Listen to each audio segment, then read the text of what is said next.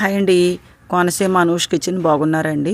శుక్రవారం మహాలక్ష్మి వస్తుంది కదండి. లక్ష్మీదేవి వాకిట్లో ముగ్గు పెట్టుకుని ప్రతి శుక్రవారానికి కూడా ముందు రోజు నైటే ఇలాగ ముగ్గులు పెట్టేసుకుని పద్మ ముగ్గు ఎప్పుడు కూడా పద్మం అస్సలు గుమ్మం ముందు బయట మనం కాళ్ళతో తొక్కే చోట అస్సలు పద్మ ముగ్గు వేయకూడదండి. ఇలా వారగా వేసుకుని పక్కకి చెంబుతో నీళ్లు పెట్టుకోవచ్చు. అక్కడ మాత్రం ఎట్టి పరిస్థితుల్లోనూ చీపురుతో తుడవకూడదు. ఆ ముగ్గుని మామూలు క్లాత్ తోటే తుడాలండి, తడి బట్టతోనే. ఎట్టి పరిస్థితుల్లోనూ కాళ్ళతో తొక్కకూడదండి. అందుకని గుమ్మం ముగ్గులు మా చిన్నప్పుడైతే మేము గుమ్మంలో పద్మ ముగ్గులు వేసుకునేవాళ్ళం.